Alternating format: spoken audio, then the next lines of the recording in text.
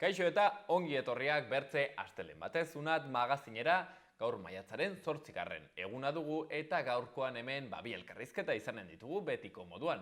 Lehenik eta behin, euskara eta lana hartuko ditugu hizpide, izan ere euskarari bai elkarteak foro bat antolatu du, zehazki Irunen gainera, eta maiatzaren 24ean izanen da. Bertan, mugaz gaindiko lan harremanak aztertuko dituzte, hau da, ikusi nahi dute, zein den nolabitere hegoalde eta ipar euskal herriaren arteko kolaborazioa eta ze aukera dauden nolabaitere enpresaren mundutik harremanak egiteko, ezta, mugaren bi aldeetan eta beti ere euskara hizpide izanik.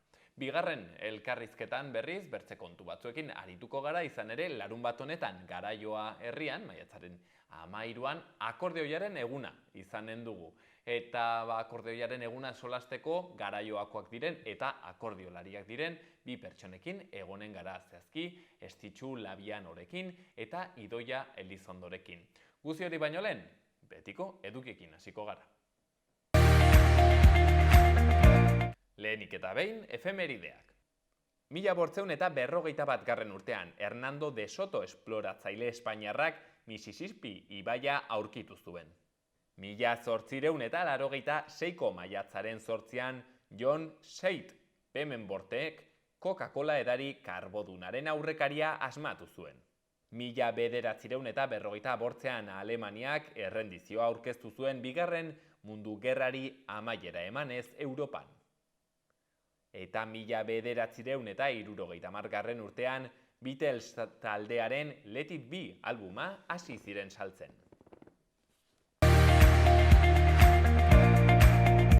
Ikus dezagun aste honetako agenda. Asteazken honetan hauteskundeak Nafarroan agertoki politiko konplexu baten gakoak, hitzaldi hori izanen dugu Katakraken. Parte hartzaileak Juan Cruz Lakasta, Euskal Herria Irratiko zuzendaria Amaia Álvarez, dena Nupeko irakaslea, Ibai Fernández, Diario de Notiziaseko zuzendaria, eta Joserra Senar, Berriako kazetaria. Zazpietan, erran bezala, Katakraken. Larun batean, Kondestable Zibiboxean, 8:30 6:30 aurrendako sormen gunea, Tokio Arroxa izenpean antolatzen dutena. Lantegiotan aurrek hainbat teknika eta material izanen dituzte, langai beren marrazkiak landu eta aurkezteko, beren sormena garatzeko eta eraberean lantegi bakoitzean dauden sorpresa ugariak topatzeko. Baita ere, ibilbedi taldeak Goldea kaleratu berri duen diskoa aurkeztuko du Nafarroako Antzerki Eskolan atxaldeko 7etan. Eta igandean, herri urrats izanen dugu Senperen, 9:00 aterako da autobus bat hegoalde ikastolatik. Goazen orain gaurko egunkarien azalekin. Diario de Notiziasen ia azal guztia osasunaren itzulerak hartzen du. Argazkian Tximi Abila Noaingo aireportura heldu den gazte zale talde bati autografoak sinatzen gelditzen. Izenburuan maitasuna eta eskerrona. Osasuna etxera itzuliko da eta gaur harrera eginen diote erakundeek. Arrasatek nabarmendu du finala garrantzitsua izan dela klubaren hazkundearentzat eta jarraitzaileak kexu dira Kartujan sartzeko eta bertatik ateratzeko izan zituzten zailtasunengatik. Berri gehiagotan, gobernuak isuna jarri dio Kasedako udalari erromatar aztarnategi baten gainean korta bat eraikitzeagatik eta Adanok dolu eta familia impulso programak bultzatu ditu. Diario de Navarran, lerroburu nagusian, Foru Gobernuko 130 liberatu sindikalak ordezkatzea, 5 milioi kostatu zen azken urtean. Hezkuntza dago liberazioen buru eta ondoren osasuna. Argazkian berriz, osasunako jokalariak Noaingo aireportura iristen, izenburuan errealitatera itzultzea. Jokalariak eta Sevillara joandako 26.000 zaleak arazorik gabe eta emandako irudiarekin pozik itzuli dira etxera. Bertze berri batean, Diario de Navarra hauteskunde kanpainan murgildu da. Gara egunkarian, aldaketa handiak datoz, aukeratzat hartu behar ditugu. Juan Jose Etxebarriaren hitzak jarri dituzte. Juan Jose Etxeberria Deustuko Unibertsitateko errektore izendatu dutenak, 1886an jaiotako erakundearen erronkei buruz hitz egin du Garan. Argazkian berriz Jagoba Arrasate sinadurak egiten. Real Madrilentzat kopa, Osasunarentzat garaipen handia. Berri gehiagotan, Kaselako alkateak eskorta bat eraiki zuen erromatar aztarnategi baten gainean, Javier Castroviejo Doñanako zuzendariaren hitzak azkeneko berrian. Ustua eta suntsitua Doñanak gerra galdu du. Euskal Herria irratia akitzeko gaur arratsaldean Osasunari harrera eginen diote, erakundeek Bortzetan izanen da harrera, Iruñeko udaletxean, 6etan Nafarroako Jauregian berriz. Alboko berrian Martintxo Etxauri diseinatzailearen hitzak. Plastiko franko azalduko da etorkizuneko fosiletan. Eta azkenik berrikusi zale gorritxoek Sevillan sorturiko giroa hortzen jarri dute esteka Euskal Herria irratian.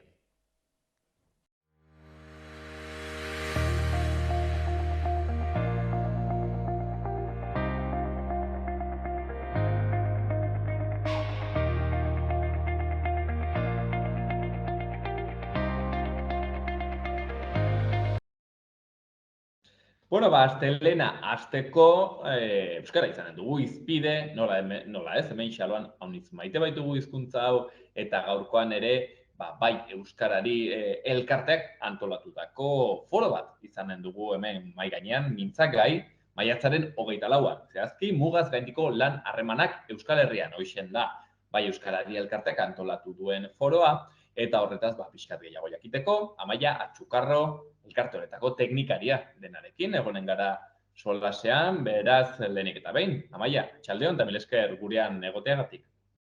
Atxaldeon, mil esker.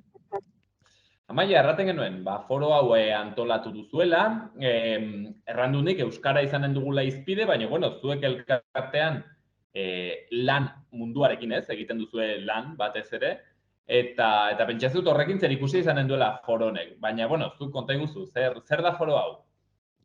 Bai, guk azkenean elkartetikan gure xedea edo bada lan munduan euskararen erabilera areagotzeko eragitea ez, eta helburu horrekin proiektu baliabide eta tresna desberdinak egiten ditugu. Horregatikan, foro honen helburua edo bada azkenean gure lurraldean edo baditugu berezitasun batzuk ez, horietako bat da bi estatupean gaudela, eta horrek berezitasun batzuk ditu lankidetzak sustatzeko enpresa desberdinen artean. Orduan, foro honen helburua da ikustea zein baliabide dauden bi aldeetako enpresen arteko lankidetza horretan. Alde batetik ze baliabide ze diru laguntza dauden edo zein proiektu dauden hori laguntzen dutenak egiten, eta bestetik ere, esan duzun bezala, euskerak zein paper dakan lan harreman horietan, eta ze balio erantzi edo eukidezakeen lankidetza horretan.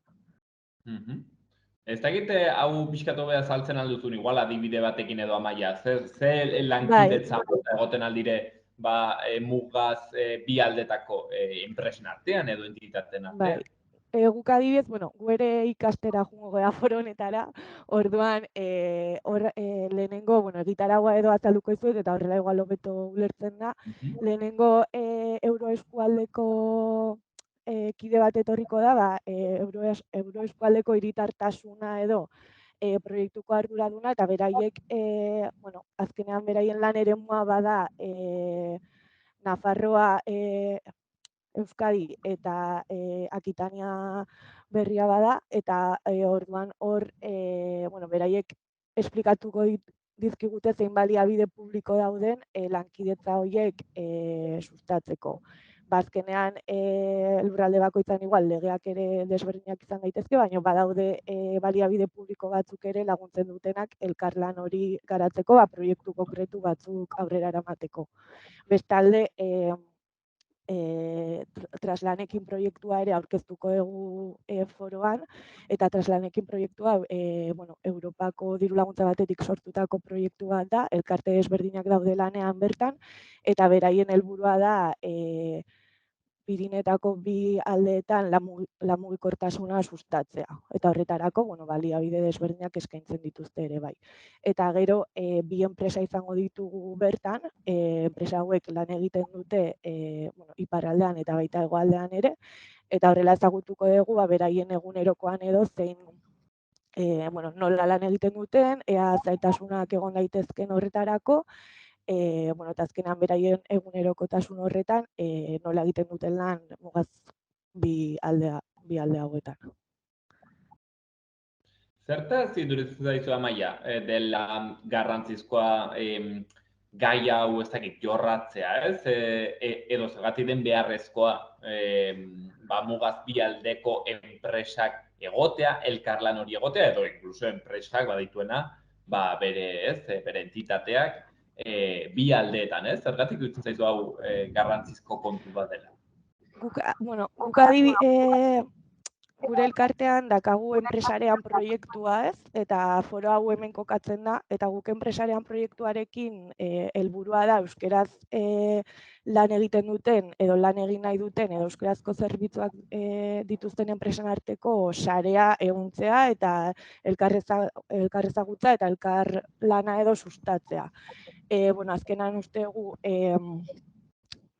garrantzitsua dela gure arteko saretze hori ez, eta gero badagola erabiltzaile bezala edo kontsumitzaile bezala bagaudela jendea gustatzen zaigula euskeraz kontsumitzea eta euskarazko zerbitzuak jasotzea, eta uste dugu garrantzitsua dela euskeraz lan egiten dugun guztion arteko saretze hori indartzea, elkar laguntzeko ere eta elkar ezagutzeko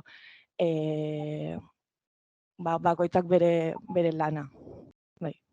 Ez dakit adibide handitz egonen diren, Amaia, ez dakit hori badakizuen, hau da, badire enpresa honitz ez direnak nazioarteko multinazional bat badituztenak, beren kokalekoak, beren entitateak bi aldetan, ez dakit hori handitz gertatzen den zerbait den. Egia esatean ebezu ez nago ziur, uste asko agian ez direla, baina horregatikan ere uste dugu garrantzitsua dela horrelako foroak sortzea elkar ezagutzeko. Agian pentsatzen dugu ez gaudela asko eta bakoitzak uste du bakarrik ari dela lan horretan ez, baina espazio hauek sortzen ditugunean ikusten da enpresa gehiago daudela, elkarte gehiago daudela, eta proiektu berriak sortu daitezke edo aukera berriak sortu daitezke elkar ezagutza honekin. Eta saretzeko aukera, zukeratzen zeren moduan, zeren onditzetan ikusten duzu batek nola egin duen, eta izu, haren arrimuan, ez, ikasten direk gauza handana bat, eta horretarako ere balio duten ikuste foro hauek. Ez dakit aipatu dituzun Amaia egitaraua erratrakoan, ze hitzlari izanen ditugun, baina, bertzenaz merezi du oroitaraztea ze aurpegi egonen diren hor solasean. Bai, lehenengo Euroeskualdeko hiritartasuneko proiektu arduraduna egongo da, Mari du izena, bestalde gero, webgunean ikusi ditzazkezue, enpresarean.eusen ikusi ditzazkezue izen guztiak eta parte hartzaile guztiak. Gero, Traslanekin proiektutikan behinat izango dugu, bera da Talaios Kooperatibakoa eta, Traslanekin proiektua aurkeztuko digu, hor elkarte ezberdinak daude elkarlanean eta bera izango da aurkeztuko duna proiektua, eta gero Berlatz enpresa izango dugu eta Antola Kooperation enpresa, hor Onintza Berlatzetikan eta Pierre Antola Kooperation enpresatikan, eta beraiek solasaldi baten bitartez bakoitzaren egoera ezagutu ahal izango dugu. Ez egin xehetasunak ematen aldizkiguzun pixket, hau da, gauza praktiko hauek, noiz izanen den, non, basarreak hartzeko nola den? Bai, izango da maiatzak 24ean, Fikoban, Irunen, 9:30 11:30 arte, eta izen ematea irekita dago, sartu zaitezkete enpresarean.eus webgunean, eta hor, hasieran ikusiko duzue mugaz gaindiko lan harremanak Euskal Herrian foroan, eta izen ematea jartzen du. Edo zer gauza bestela ere, gure webgune orokorretik idatzi, eta baita ere esango genizueke nola egin, eta animatzen dugu jendea goiz horrietan gerturatzea, kafetxoa eta pastaketa ere izango ditugu, eta beraz elkar ezagutzeko aukera, eta hoxe. Hortzen aukera maiatzaren 24 goizean, Fikoban goiz bat emateko gai interesgarri honi, lekua emateko. Hain zuzen ere ikusten delako ez dugula haunitz ezagutza gai honen inguruan, badire bertze batzuk, euskara nola dagoen han hemen, eta gauzoiek badakizkigu gehiago, baina gaizu, halako gaiak ez ditugu hain ongi kontrolatzen, eta hori zerbaiten seinale izanen da, segurazkire, beraz, hortzen euskarari elkartek egiten duen ekarpena, hain zuzen ere, gai hau hartzeko eta kolaborazioiek eta sustatzeko. Amaia, ezagik zerbait garrantzitsua, geratu zaigun errangabe, bertzenaz orain da momentua? Ez, hori, gehien bat animatzea gerturatzea, azkenean ikasiko dugula seguru, asko, eta esan ezun bezala bagian gaia honen inguruan, ezakit asko dakigun edo ez, eta elkar ezagutzeko eta gehiago ikasteko balioko duela. Hortzen konbite horrekin xaloatik baita ere, hemen bidaltzen dugu konbitea horretaz gozatzeko, bertan parte hartzeko, eta, bakarrik eskerrak ematea geratzen zaigu, Amaia, mil esker gaur goizean, eta, gaur atxaldean ikusiko den, emanaldi honetan, gurean egoteagatik, Amaia, mil esker ondit. Eskerrik asko zuei, konbidatzeagatik.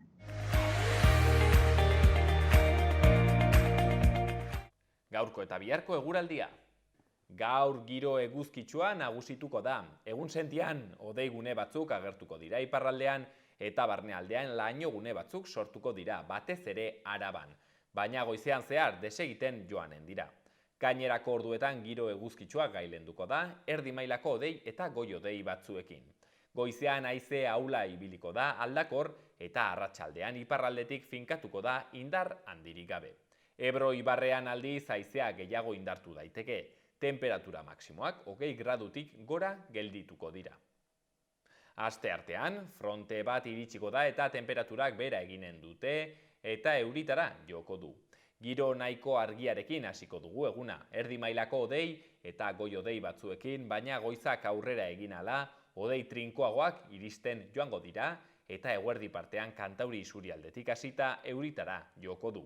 Arratsaldean euria barnealdera ere zabalduz joanen da. Frontea iristearekin batera, ipar-mendebaldeko haizea zakartu eginen da eta arratsaldean, kostaldean eta Ebro ibarrean bizi-bizi ibiliko da. Temperatura minimoak pitin bat igoko dira, baina maksimoek bera eginen dute.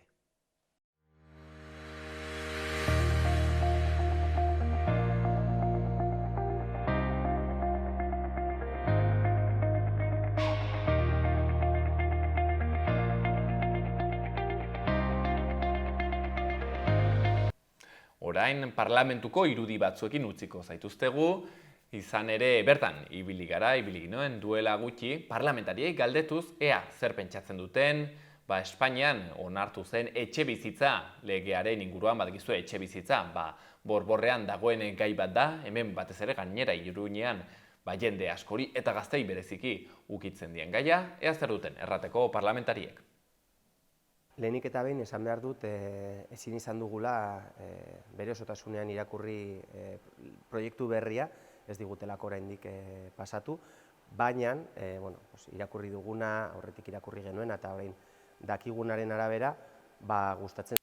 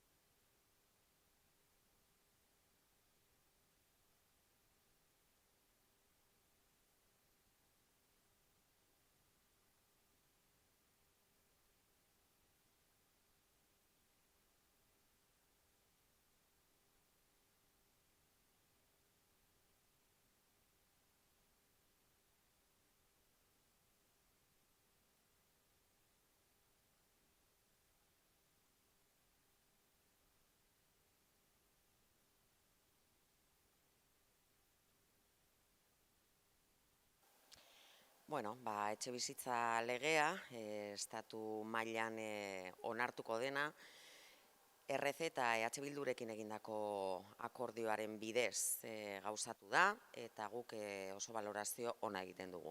Akordioa ona da, lehenengo aldia delako, estatu osoan, etxe bizitza merkatua interbenitzeko saiakera bat egiten dela, eta aukera ematen digula, erkidegoei eta bereziki Euskal Herriko administrazioei, bai Euskal Autonomia Erkidegoan eta bai Nafarroan onartuta ditugun etxe bizitza lege aurreratuak benetan segurtasun juridiko osoz garatu eta gauzatu ahal izateko.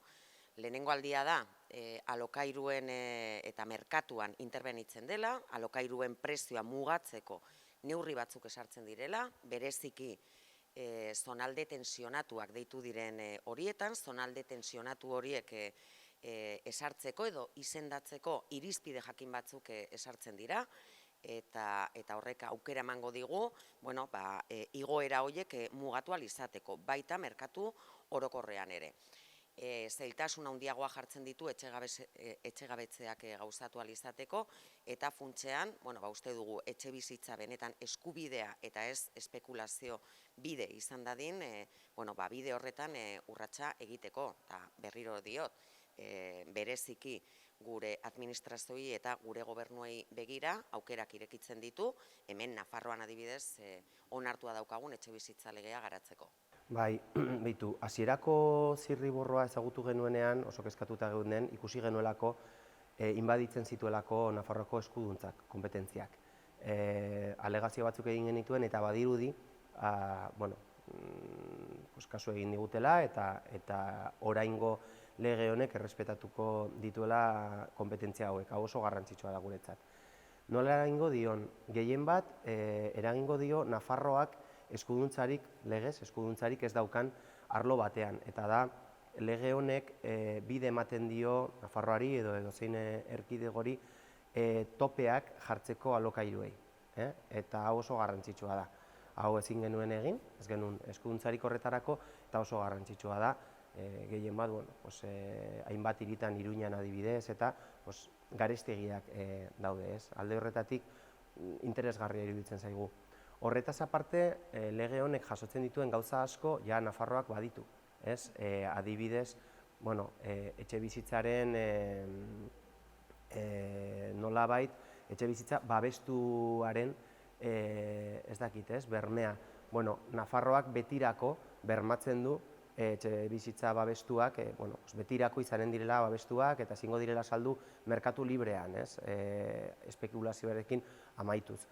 Espainiako legeak ez du hau jasotzen, adibidez. Epe bat jartzen du, baina Nafarroaren kasuan betirako da epe hori. Gure ustez, gureak anbizio handiagoa dauka. Edo, beste arlo batzutan, alokairu soziala bultzatzen da, baina gure ustez, desente neurri sakoneagoekin egiten dugu Nafarroan.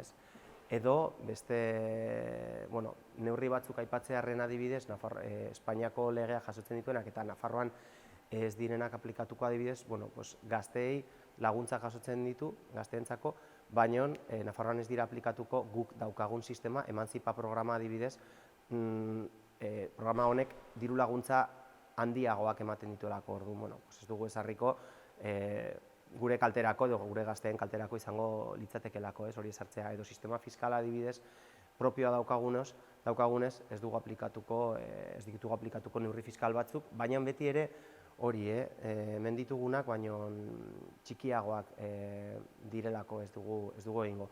Orduan, laburbilduz, gehien bat topea jarri ahal izango zaie alokairuei, eta hau oso interesgarria iruditzen zaigu. Horretaz gain, guk jarraitzen dugu hemen genukan legearekin. Nafarroan pasaden urtean onartu genuen etxe bizitza legeak aurre ikusten zuen alokairuetan muga jartzea. Orain hori segurtasun juridiko osoz egin ahalko da. Bazeuden aurretik auzitegiek emandako epai batzuk, ebazpen batzuk, non hori estatu eskumena zela esaten zen. Gu ez geunden horrekin ados, baina egia da, segurtasun juridikoaren ikuspegitik, Nafarroako legea bere horretan eta erabat bete ahal izateko halako aterki bat behar zela. Bueno, aterki hori egun badago, ez dago aitzakiarik, Nafarroako legeak dioen guztia betetzeko, eta Nafarroan horrek eta Nafarroako herritarrei eragina izango du beraiengan, bereziki Iruñako zonalde batzutan eta Iruñerriko zonalde batzutan ere, zonalde tensionatu gisa izendatzeko aukera emango digulako, eta horrek aukera irekiko duelako alokairuen prezio horiek mugatzeko. Lege estatalak ere planteatzen du etxe bizitza berrien 50% ere alokairura bideratu ahal izateko, hori Nafarroan jasota zegoen dagoeneko, eta beraz, bide hori erabateko segurtasunez egiteko aukera izango dugu. Bai, aipatu dut hori ez, gehien bat hori, babestutako etxe bizitzen muga, epea nolabait, eta badaude beste batzuk, bai, adibidez, iruditzen zaigu inbertsio aldetik, iruditzen zaigu aurrekontu aldetik nahiko murritza hasten dela lege hau. Hau da, Europako funtsei esker, hasieran behintzat, badirudi ongi dotatua, ongi diruz ongi lagunduta joango dela, baino Espainiako gobernuak bere aurrekontuetan ez du inolako neurririk planteatu arlo honetan, ez? Gehien bat Europako Next Generation funtsetatik edaten du nolabait lege honek. Eta gero, gabezien artean, iruditzen zaigu oso berandu datorrela. Iruditzen zaigu ez, da lehengo legea, etxe bizitza legea Espainian egiten dena.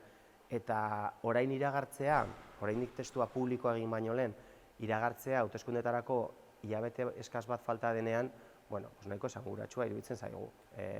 Kontuan hartuta, diruz horniturik ez dagoela eta hilabete eskas bat falta dela hauteskundeetarako, gure zalantza da ez ote den egonen pixka bat, ez ote duen edukiko kutsu elektoralistarik, ez. Horrez gain, iragarri diren neurri batzuk, konpartitzen ditugu, adibidez, orain Pedro Sánchezek esan zuen, ez, Sareben bitartez jarriko direla funtzionamenduan, ez dakitzen bat, pisu utxik daudenak, ez. Hau eskatu genion gobernuari, Koldo Martínez senatarioaren bitartez duela 2 urte, mozio batean, eta PSOEk kontra bozkatu zuen. Orain, iragartzen du hau egingo dela. Ongi iruditzen zaigu, oso ongi iruditzen zaigu guk hau eskatu genuen, zergatik 2 urte hauetan ez da egin, eta zergatik iragartzen da gehiegi zehaztu gabe orain, ez? Alde horretatik iruditzen zaigu propaganda pixkat dagoela honen atzean, eta zain gaude, ze punturaino gero benetan neurriak ezarriko diren. Esan dute akordioa ona dela eta legea aurreratua izango da, baina egia da ausartagoa ere izan zitekeela, eta EH Bildutik ere egin ditugun hainbat proposamen ez dira aintzat hartu. Esate baterako etxegabetzeak zaildu egiten dira, bereziki jabe handien etxe bizitzak direnean, baina egia da ez dela bermatzen, lege horren bidez behintzat, ez dela bermatzen etxegabetze horren ondorioz kalean gera daitezkeen familia zaurgarriei alternatiba bat ematea. Egun, Nafarroan ere badaukagun errealitate bat da, bestalde, hainbat eta bereziki etorkinen kasuan edo kanpotik etorri diren personen kasuan alokairua ez dela etxe bizitza oso batena, kasu askotan, baizik eta alokatzen direnak logelak direla. Eta horretan ez da legea sartzen, eta azkenik badago beste kontu bat, eta bada hipoteken igoeren eta tipoen, euriborraren igoeraren aurrean, jabetzan etxe bizitzak dituzten personak hipoteka ordaintzen ari direnak, eta momentu honetan hipoteken igoera horri aurre egiteko zailtasunak dituzten eta izango dituzten familiei, alternatibarik edo soluziorik etzaiela jartzen. Eta beraz, badago zer hobetu, orain tramitazio parlamentarioa izango da Espainiako Kongresuan, eta espero dugu horretan indar egiten jarraitu ahal izatea eta elementu horietako batzuk indartu edo txertatu ahal izatea. Baina egia da, bidea, hemen ez dela amaitu eta badagoela zertan hobetu, eta orain ezinezkoa baldin bada datozen urteetan izan beharko da. Bueno, osasun arloaz hitz egin nahi dut. Oso egoera larrian gaude Nafarroan, lehen arreta nahiko egoera gogorrean dago, bere profesionaleak eta ari dira kexatzen, ari dira aldarrikatzen, oso egoera larrian daudela, itxaron zerrendak onartezinak ditugu, eta duela gutxi iragarri genuen moduan, hainbat neurri proposatzen ditugu, hau konpontzeko, guk gogoratu nahi dut, 2019an beste egoera batean gundela, 2019an itxaron zerrendak erdikoak ziren, eta badakigu pandemia eduki dugula, eta badakigu horrek kaltetu duela osasun sistema, baina aldi berean pentsatzen dugu gutxi egin dela 4 urte hauetan hau konpontzeko. Hau gobernukide bezala esan dugu gobernu barruan, parlamentuan ere salatu dugu, ekarri ditugu proposamenak, eta uste dugu bultzatu behar direla neurri garrantzitsuak, epe motzekoak, epe ertainekoak eta epe luzekoak honi buelta emateko. Epe motzean aurre ikusten dugu ezohiko inbertsio bat egitea, adibidez, lehen arreta berrantolatzeko, inbertsio potenteak egin behar ditugu itxaron zerrenda jaisteko, aktibitatea igo behar da, desente, eta jaisten hasteko fundamentuz itxaron zerrenda hauek, eta gero antolakuntzaren aldetik, uste dugu, buelta polita behar diogula sistemari. Lehen arretan adibidez, pentsatzen dugu erizaintzak hartu behar duela beste rol bat, orain arte hartzen ez dena ari.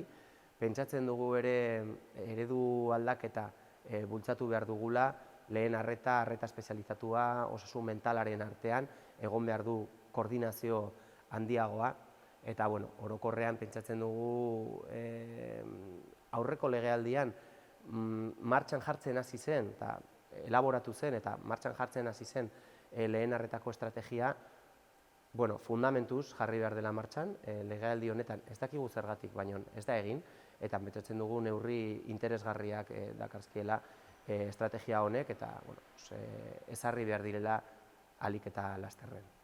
Pasaden asteetan, Mikel Zabalza kasuaren harira, jakin izan da, Espejo Guardia Zibila, Mikel Zabalzaren tortura saioetan parte hartu zuen Guardia Zibil hori, pasaden orain dela aste batzuk Espainiako Kongresuan agertu zen, azalpen batzuk ematera beste auzi batekin, eta garbi gelditu zen,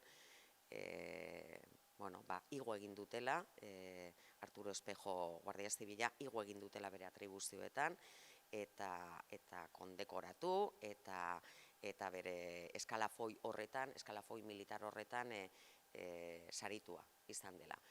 Egun hauetan, Mikel Zabalzaren familia eta senideak eta torturaren aurkako ekimeneko kideak, sareko kideek salatu egin dute, hori benetan ofensa izugarria dela.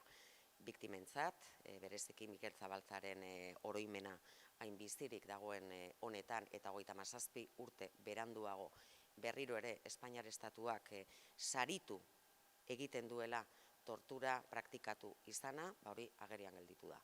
Eta beraz, iruditzen zaigu oso larria dela afera, ez dela lehenengo kasua.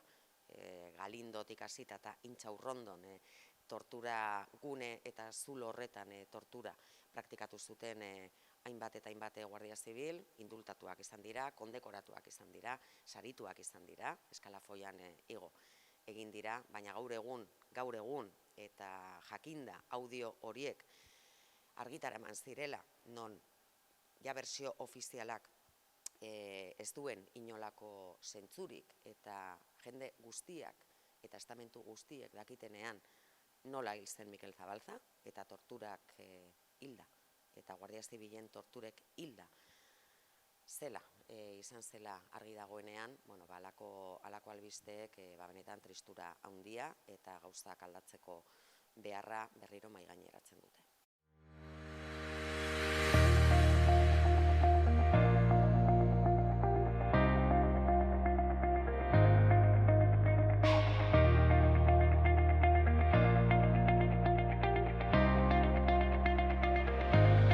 Ikus ditzagun orain, Iruña herriko udaletako albisteak.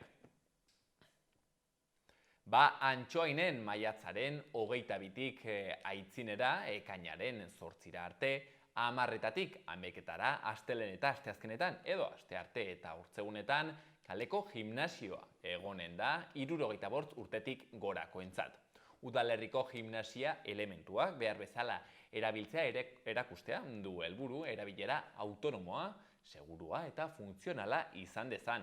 Programa kirol teknikari batek zuzentzen du eta inskribatutako pertsonei elementuak nola funtzionatzen duten eta zertarako diren azalduko die. Doako izen emateak eta informazio gehiago Laburpide gizarte etxean egonen da. Horrez gain, Antxoainen baita ere maiatzaren 8tik 21etara, 2023-24 ikasturtean Antxoaingo udalaren kirol jarduerak berritzeko epea erekiko da. 2022-23 denboraldian xakeko gimnasia erritmikoko, judoko, patinajeko, pilotako eta triatloiko kirole eskoletan izena eman dutenek jarraipena berretsi beharko dute. Horretarako izena berriro eman beharko dute webguneetan. Arangurenen Irulegiko eremua babestutako eremu izendatu dute. Babestutako eremua ez da gaztelua bakarrik, eraikinaren azpian dagoen eta aurkikuntza arkeologiko garrantzitsuak egin diren kastroa eta aurreastroa ere hartzen ditu. Azaroan kultura eta kirol departamentuak interes kulturaleko ondasun izendatzeko prozesua hasi zuen eta azkenik duela gutxi Nafarroko gobernuak halakotzat jo zuen. Titulu berri horrekin gune arkeologikoa izeneko eremu hau legez babestea ekartzen du. Iruñean udalak eta NUPek 4 urtez elkarrekin lan egitea adostu dute Iruña 2030 hiri agendaren barruan. Proiektuak garatzeko helburuarekin Enrique Maia alkateak eta Ramon Gonzalo errektoreak lankidetza hitzarmena sinatu dute berriki. Baitere Iruñeko udalak Tomas Caballero UPNeko zinegotzia gogoratu du, hil zuela 25 urte bete direnean busto bat jarri ziotelako oroimenean. Hortziralean, hain zuzen ere, Ameketan, San Jose Hilerrian erantzukizun bat egin zen eta kondestablen haren irudiari buruzko erakusketa bat zabaldu zen. Eta baitere, Iruñeko udalak harreman txostena jarriko dio Runa parkeari, Bergel zubiaren inguruan urrengo San Ferminetarako. Maiatzaren 22 arte Nafarroko gobernuaren elkarten erregistroan inskribatuta dauden irabazi asmorik gabeko elkarte eta entitatek parte har dezakete.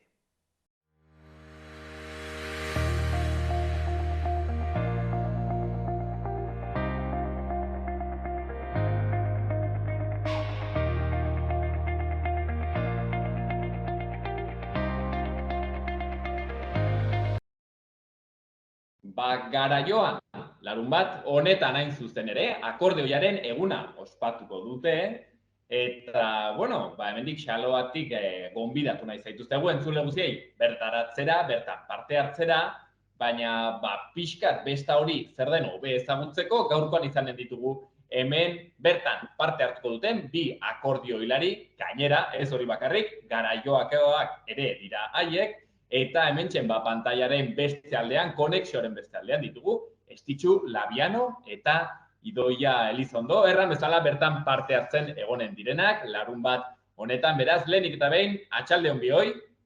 Arratsaldeon. Milezia gurean egoteagatik, lehenik eta behin, galdetu nahi dizuet, akordioiaren egunaz, beraz, ja izenak sugeritzen du zerbait, ematen du zerbait aditzera, baina zer da akordioiaren eguna? Akordioi eguna urtero akordioilariak topatzeko egiten den eguna da, eta hori urtean behin egiten da, aurten Garaioan izango da urrengo larun batean, maiatzak 13an, eta hor akordiolariak eta akordioia maite duten pertson guztiendako eguna izanen da, eta hor topatuko gara. Garaioan beraz, akordioiaren eguna, gaurkoan, baina ez dakit Estitxu edo Idoia akordioiaren eguna hau lehenengoz ospatzen den kontu baten, ez dakit lehenagotik egiten den, urtero egiten den zerbait den, ez dakit, nondik dator pixkat akordioiaren eguna hau? Bueno, kasu honetan akordeoiaren eguna pues, duela 14 urtez ospatzen da. Urte bakoitzean, herri batean ospatu egiten da. Eta, bueno, kontatu digutenez, pues, badaukagu akordeoiana elkarteak edo, omen da erabakitzen duena ze herritan egingo den urte bakoitzean. Aurrekoa Arantzan izan zen, eta han lekukoa garaioak hartu zuen, eta, erdian gertatu izan zen, duela 3 urtek, pandemiagatik bertan bera geratu izan zen, eta aurten ja berriro ere aurrera eramatea erabaki da. Eta, aurrera eramate honetan baita ere berriro entzuna edo berriro difusioa egiteko, aurten berezitasun bezala edo bideo bat grabatu zen garaioan, akordeoiaren eguna zabalduz, eta horrekin hasi izan gara pixkat mugimendua egiten. Eta ez dakit badakizuen... Bai, argitzeko... Ez ditu akordeoiaren egun hau, ez dakit zergatik hasi zen, edo ez dakit badakizuen zerbaiten arira etorri zen, hau da, ikusten zuten, akaso jende batzuek akordeoia gero eta gutxiago, ez dakit, entzuten zela, edo nolabait ere, zegoen borondate bat, ez, auspotzeko akaso bizi berritzeko akordeoia, eta pentsatzen dut, horregatik egiten dela, ez? Hori izanen dela akordeoiaren egunaren helburua. Bueno, nik ustez, akordeoiaren eguna, orain dela 14 hori, ez ditzuk errandun bezala, orain dela 14 urte hasi zen, eta sozietate hau, akordeoiana, sozietate libre bat da, eta akordeoiaren inguruan eta biltzeko egun bat bilatu zutelako, gozatzeko. Aldi berean, horrela ere, errebindikatu egiten da, baita ere nire ustez, akordeoiak oso presentea egon dela gure ohituretan, gure tradizioetan, eta behar da, hori, pizkat galtzen ari dela ohitura hori, pasakaien ohitura horiek, eta horrela ere, argi ematen diogu eta berriro bere lekuan jartzen dugu. Hori ere ospatzen da, nire ustez. Akordeoiaren eguna beraz, eta gaurkoan aprobetxatuko dugu ere, akordeoiaz beraz solasteko, horretarako baita eguna, gainera hemen bi akordeoilari ditugunez, ezin aproposago, galdetu nahi nizuen, akordeoia, musika tresna gisa. Erranen zenuten zerbait berezia duela edo zer aurkitzen diozue, zuek akordeoiari? Bueno, ni adibidez akordeoia jotzen txikitatik hasi nintzen, 7 urterekin edo hasi nintzen musika eskolan, eta, egia da, niri akordeoia gustatzen zitzaidala disfrutatzeko modu bezala. Osea, aukera daukazu akordeoia ikasten duzunean, profesionalki, ikasten hasteko, baina nire aukera hori etzen izan. Nik egin nuen bai musika eskolako prozesu osoa, baina gero, nire irtenbide edo nire bidea izan zen fanfarre batean parte hartzea, eta da ni akordeoiarekin asko disfrutatu izan dut. Nik, nire kasuan, baita ere txikitatik hasi nintzen, nire etxean, nire anaiak jotzen zuen, nire osaba batek kriston ondi jotzen zuen, eta baita ere gustatzen zitzaidan. Eta gainera, nik uste dut akordeoiak ezaugarri berezi bat duela, musika tresna bezala, ez? Modalitate askotako abestiak jo eta interpretatu ahal dituzu. Behar bada beste musika tresna ez dute ezaugarri hau. Akordeoiarekin hori ongi pasatzeko, harin-harina, jotak eta holako abestiak jo dezakezu, baina beste aldetik ere, beste pieza jo dezakezu, balsak, tangoak, txa-txa-txa, erritmo desberdinetako musika, soinuak aldatu dituzu akordeoiarekin eta gainera hori baxuekin akonpainatu, niretzako oso instrumentu, oso tresna berez aberatsa da. Gainera ikatzen zenuten zuek lehenago, akordeoiak, ez dakit ez, gure tradizioan edo gure ohituretan, ez dakit, inkluso gure errango nuke bizipenetan, oroitzapenetan bertan txertatua dagoen, ez? Soinu bat dela, instrumentu bat dela, eta hortaz pixket galdetu nahi nizuen, ez dakit zuen familian, zuen inguruan, ze presentzia duen akordioiak edo ze oroitzapen ekartzen dizuen, ez? Arraten genuen ez, zeren gure folklorean presentzia handia duen, ez? Instrumento bat da, niri handitzetan kontatzen didate, nire aitatxik entzuten zuenean, akordioiaren soinua emozionatzen zela, ez? Bakarrik entzutearekin, gaur egun igual reggaetoiarekin pasatzen alden bezala, ezagita baden, baina, bueno, ez, akordioiak, no? Duen presentzia gure sustraia hauetan ez. Bai, bueno, nire kasuan, garaioan egia esan gu daukagu oso familia zabala, eta, garaioan bai daukagu nire amaren osabek bai jotzen zuten akordeoia, nire amaren familian bai dago jende asko jotzen duen akordeoia, eta, nik ez dakit hortik etorri zaidan akordeoiaren gustua edo ez, baina, nire gustokoa zen txikitatik eta oso argi neukan akordeoia joko nuela, bai. Ni, ez ditzu bezala, familian, nire anaia jotzen zuen, eta nire osabak baita ere asko jotzen zuen, Carlos Juan Pérezek, eta, garaioan nik uste dut, akordeolari asko daude, herri txikia izan arren, akordioia jotzen zuten biztanleak, behar da lehen, gehiago, orain baino lehen, lehen gehiago, oso handia da, jende asko jotzen zuen. Eta erlazio berezi bat dute, nik uste dute, herri guztietan, baina garaioan bereziki. Zeren, ez duten egun berezi bat behar hori pasakaiak egiteko, festak edo ez.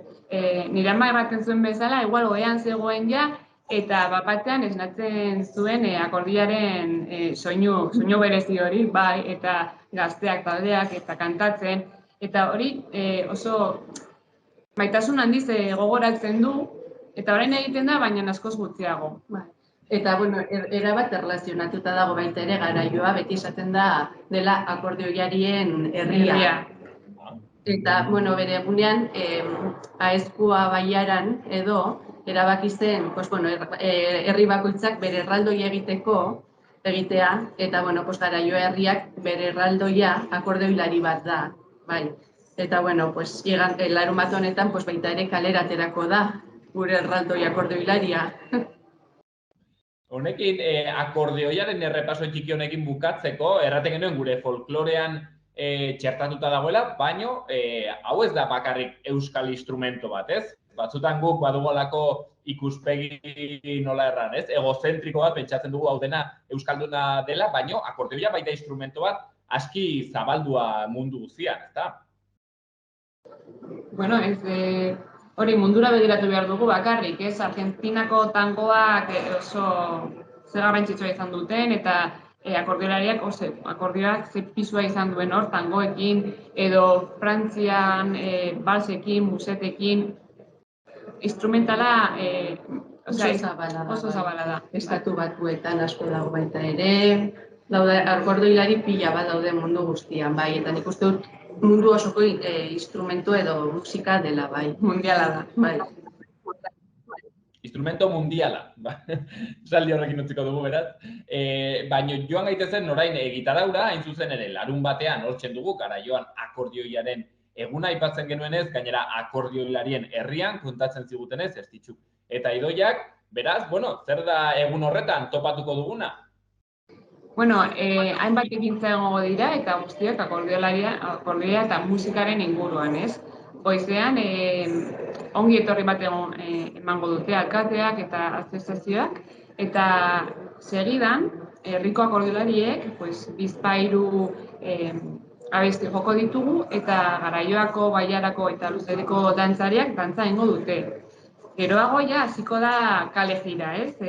Ibiliko gara herriaren kaletatik akordiolari guztiak, eta gainera edonork etorri daiteke, profesionalak eta hasi berriak, zeren joko ditugu betiko abestiak, ez ezaguneak, ikusimen gizaleak, agurtxu beroa, edonork ezagutzen ditu. Bietan egingo da gedituko gara 10:00 hartzeko, eta gero ja arratsaldean, jatera joan gara. Gero dago bazkari, herriko edo popularra, bai, eta, ja daki entzun dugunez, bai, jende pila bat dago apuntatuta, badakigu orduan jende nahikoa etorriko dela. Eta gero, netaz gain, nik uste dut baita ere egongo direla artisau postuak eta egun osoan zehar. Eta gero ja, ez dakit, kontzerturen bat, afariak, bokatak egingo dira, gau pasa, pizkat ja egun osoa betetzen duen agenda edo, ez, daukagu. Ez ditzuk erranduen bezala, hori, egunean zehar, goizean zehar, azoka egongo da, eta baita ere... Erakusketak, ez, baita ere. Hori da, akordioari buruzko erakusketa egongo da. Eta janariak... Nola erratzen da, bazkariak prestatzen duela jatetxe bat. Bai, Santa Mariako jatetxeak eskainiko dugu, jatetxe honek beste urtetan, beste akordio egunetan eman du, eskari du janaria eta jendeak oso pozik ditu egin da. Eta janaria eta gero, hori akordiolariak nahi duena, joko aldu akordioia, besteak entzungo diogu, guk ere joko dugu eta hori gozatuko dugu akordioiaz. Eta hain zuzen ere, pixkat hori galdetu behar nizuen, hau da, nola koordinatuko den, akordionatu, erran behar nuen, nola koordinatuko den bertan hainbeste akordioilari egotea edo nola izanen da hori? Bale, ez dakigu osogi nola antolatzen den, baina badakigu taldeek edo pertsonak eskatu egiten dutela bazkaldu ostean dauen momentuak. Orduan, nik ez dakit garaioako norbaitek joango gara pizkat apuntatzen zein izango den jotzera aterako diren pertsonen zerrenda eta nik uste dut hortik joango garela pizka bat deitzen banan bakoitza badago ez denatoki bat, nik ez dakit jende igoko den, ez den igoko edo mehaietatik bertan jotzen den, hori egia esan ez dakit nola egiten den, baina badakit jendeak hartzen dituela bere uneak jotzeko eta joango garela suposatzen dut banan esaten eta leku ematen bakoitzari. Hala da. Jam sesion bat, akordioiaren jam sesion moduko bat, beraz, akordioiaren egunean. Bai akitzeko galdetu nahi nizuen batetik zuek, nola uste duzuen biziko duzuela egun hori, eta bertzetik baitere, baztergatik joan beharko ginateken, guk, gainerakoak garaioara, larun bat honetan. Ni ilusioz asko biziko dut, eta zergatik etorri behar zarete, musikaz gozatzen baldin baduzue, akordioaz gozatzen baldin baduzue, eta giro alaia, osasungarria eta gozatu nahi baldin baduzue, egun honena hemen izatea, garaion egotea izanen da, etorri behar zarete. Bai, ni berdin, uste dut baitere izango dela oso egun polita, giro alaiarekin, eta guztien dako lekua egongo da, eta ezer gehiago eta disfrutatzeko eguna.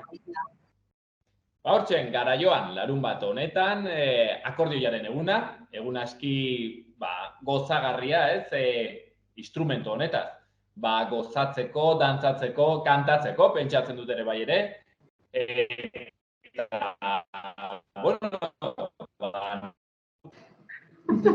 Urten eta bertan ibiliko dire, gaur hemen izan ditugun, Estitxu, Labiano eta Idoia Elizondo. Akordiolariak eta, bertaratzen altzarete gainera entzuteko, ea Estitxuk eta Idoiak nola jotzen duten.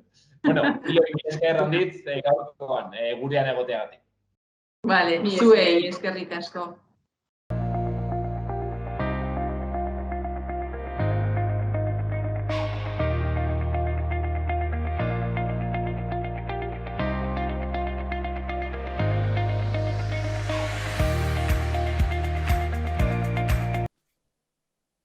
Eta hausen, gaurkoz magazinen eskaintzeko genuena.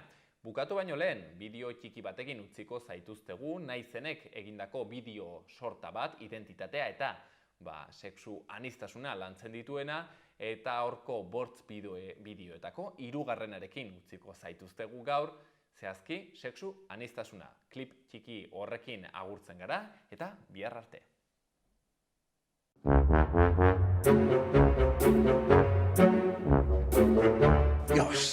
Gidatuko duzun lehenengo eguna Lur, oso pozik nago.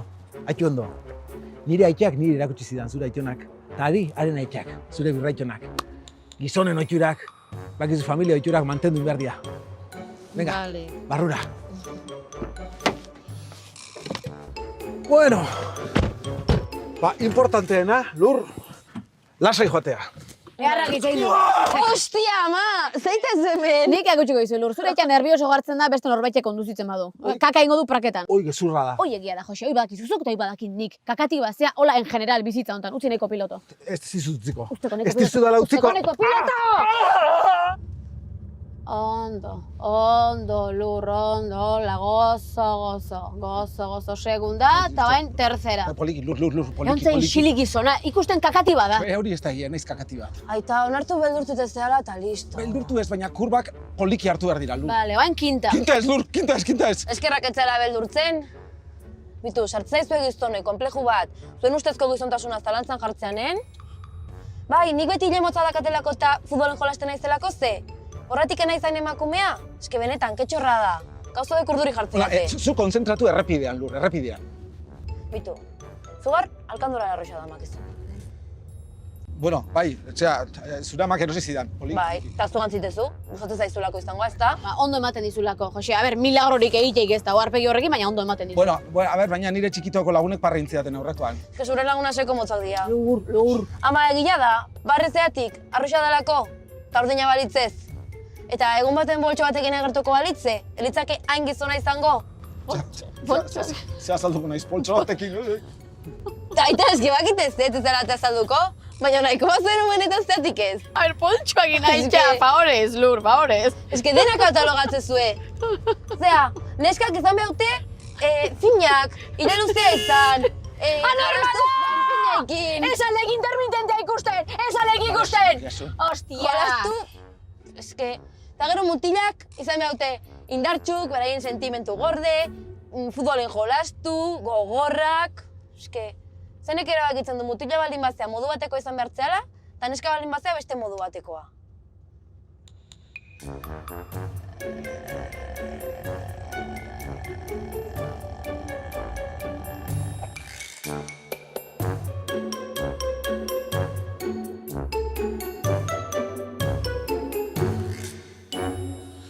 Ostras, ona? Zeinek esan dugu mutila bazara modu batekoa izan behar dozula, eta neska baldin bazara beste modu batekoa. Gizarteak, kulturak, ez dakit azkenean lotuta doaz, ez? Ja, egisa da. Ez azkenien, genero imposizio zinguratuta gaz. Osa, mutila bazara modu batekoa izan behar dozu, eta neska baldin bazara beste modu batekoa. Betxu, nire adidez futbola etxagustetan. Ez ikustia, ez jokatzi. Nire ez. Ja, baina zu neska izan da, igual normala da. Ja, eske, zer da normala izatea? Ja. Ez normala gaina itzatarra da. Gizarte honek espektatiba bat jartzen ditu mutila baldin bazara, eta beste batzuk neska baldin bazara. Bai, eta okarrena da askotan espektatiba horiek inposizio bihurtzen direla. Bai. Eta horrek asko zailtzen du, bakoitzak bere izaera edo bere espresatzeko modua lasai garatu ahal izatea. Dudabarik. Ni adibidez, neska izan da, suposatzen da beti apain eta polit atera behar naizela kalera, ez? Eta okerrena da gaina nik nire buruari ere inposizio hori exigitzen dio dela. Jose gauza eharra izan behar dugu izena esnatu, eta ni daukadan bollo suizo horpegi honekin da txandal txar batekin kalea ateatzea lasai asko. Nik noizbait inoizen dut hori. Karo, mutilatzea lako. Igual, bai. Eske azkenean zer? Neska zarelako modu zehatz batekoa izan behar duzu. Fina, goxoa, apaina, por ahí mierda bada. Osa, bakoitza izan da neska nahi duen modura. Eta bakoitza izan dela mutila nahi dauen moduan. Azkenean noiz esaten dago intersexualitatearen teoriziak. Ze? Intersexualitatearen teoria. Susgizuna, ze teoriko jarri zean. Pelikula baten izenburu ematezun. Ez ba hori, danok dauko bela ezaugarri maskulino eta femeninua, baina proportzio desberdinetan. Eta horrek egiten gaituela desberdin eta eraberien antzeko. Danok sexuatzen gara maskulino eta femeninuan, mutil eta neska danok. Ja. Nik adibidez ez dakit ezaugarri maskulino edo femenino gehiago ditudan. Osea, jendean aurrean eruktuak altu botatzea maskulinoa da, adibidez. Hoi da txarri izetia. Eske batzutan ezin eta aguantatzen. Ja, bai, badakit aitzi, badakit, bai. Goatzezea, restaurante mexikano harta junginenean. Kamareroarek zure aurpegixia ez da beralakoen ahaztuko. Ostera, bai, eske pikanteak kristo nahizeak egiten. Bai, badakit. Hala ere, ze gauza eharra, mutil bakoitza eta neska bakoitza ezberdin izatea. Bere ezaugarri maskulino eta femenino propioekin, ez? Eske sexuazioak aniztasuna dakar. Bai, desberdin izateak, horrek egiten gaitu erakargarri. Ahí va. Porque no hay nadie como tú, no hay hay nadie como tú, no hay nadie como tú, mi amor. Es que bestela zeaz perdura. Imaginatzen danok berdinak izango bagina. Kita. Gora, sexu anistasuna. Gora! Bera, nahi adibidez gehiago gustatzen zaizkit mutil goxoak eta sentiberak dianak. Betu ni adibidez. Ez que zuken ezingo nuke. Ja, nik zurekin ez da. Zurekin ez. Claro. Favorez. Hostia.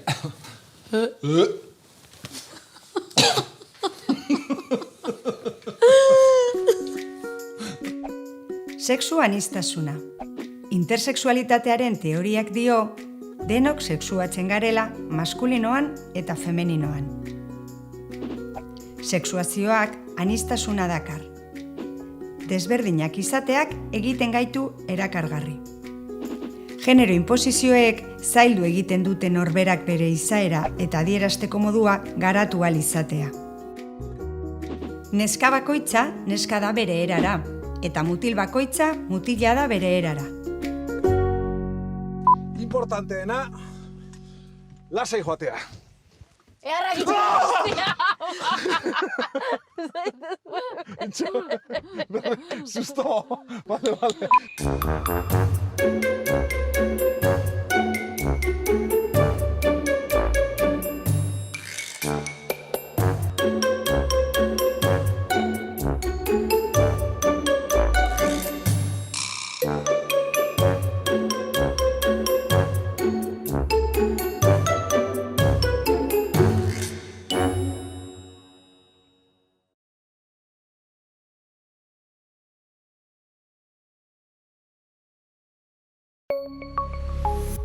Gobierno de Navarra. Nafarroako gobernua.